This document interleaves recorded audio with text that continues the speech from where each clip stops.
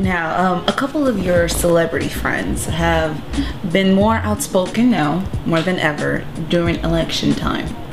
We've not really heard from you. Who are you endorsing and why? Well, there's a new dispensation, as you know, in my country. I've never played politics. I don't believe in it. Whatever support I believe I should give to whom I believe is deserving should not be done in public. I don't believe that.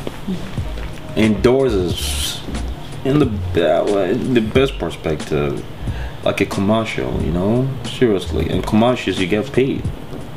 I don't believe to support a worthwhile leader that will not only ensure my present, you know, situation, but ensure the future of my kids and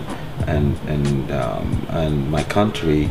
It's not something I have to publicly endorse. There's so many ways you can come on person. I know endorsement publicly probably, you know, sets the pace for a lot of people that, well,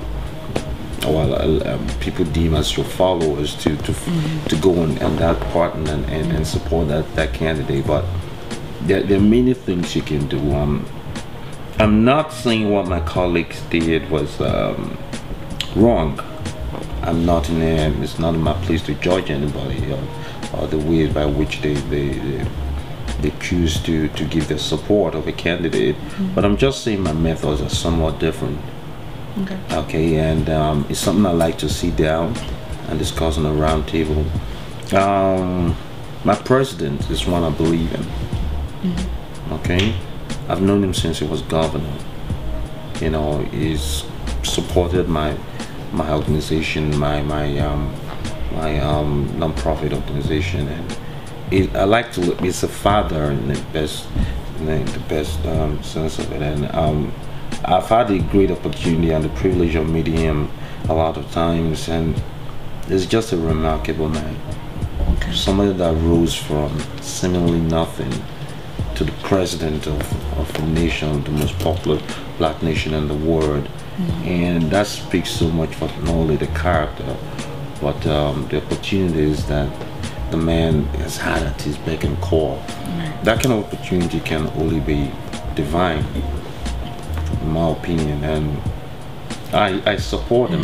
I believe in his work, and I also believe he should be given the chance to complete the good work he started already. But I just chose that my methods will be different.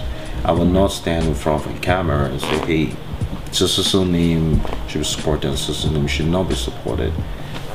That is not how I like to operate. I just thought that my ways of leaning my support, my credence to a cause should be somewhat different, and that's all.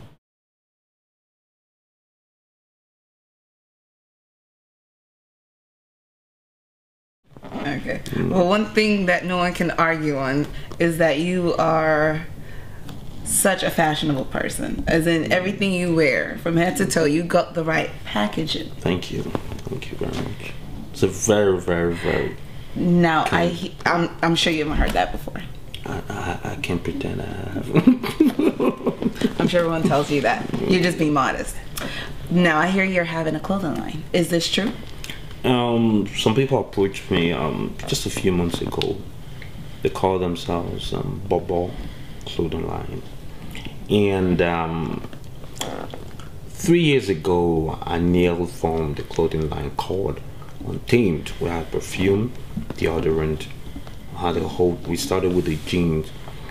I went to Paris like 4 or 5 times to have the meeting for it. We did 3 presentations in the course of that time. They thought, okay, it's a young African trying to start this thing, you better have a lot of money. I told them money wasn't the issue. The point is passion. The point is there's a market in Africa, and we dress like no other people in the world. Trust me, fashion is Africa.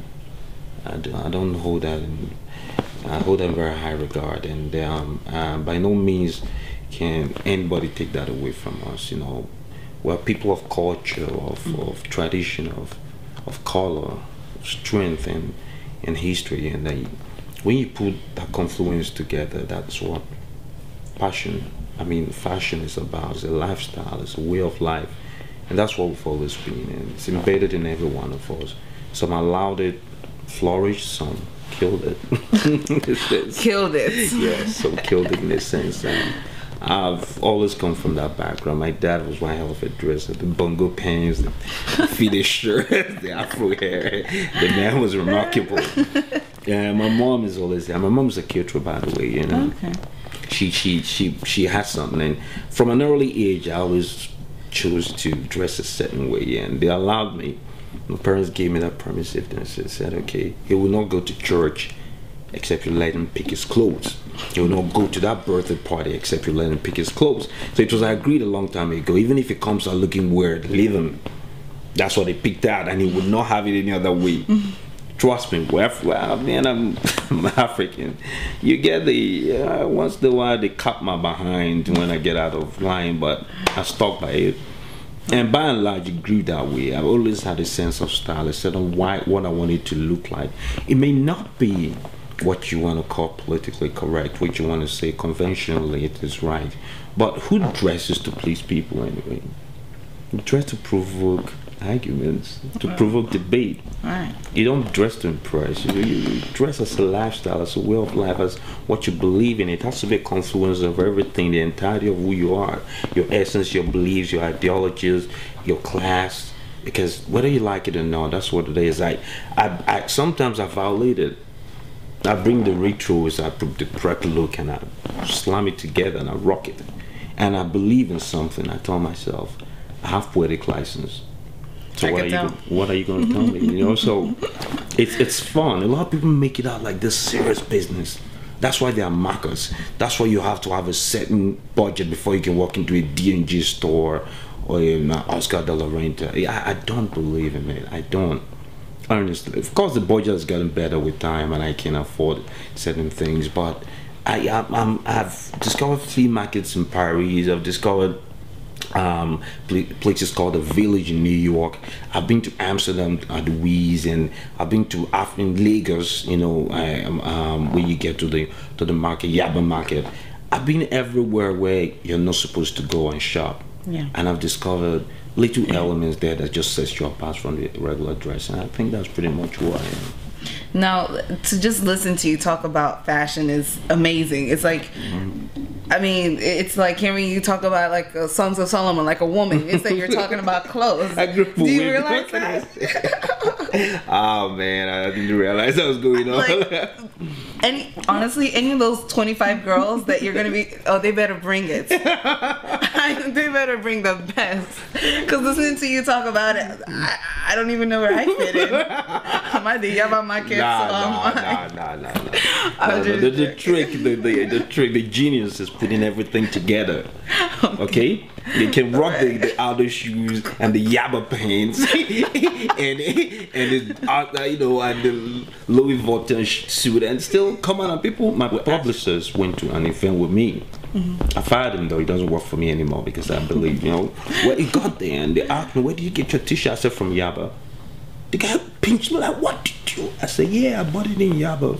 Oh, wait, you want? Oh, I'm sorry. You thought it was Louis Ralph Lauren? No, they make pretty great t-shirts, but they don't fit me like that. All right.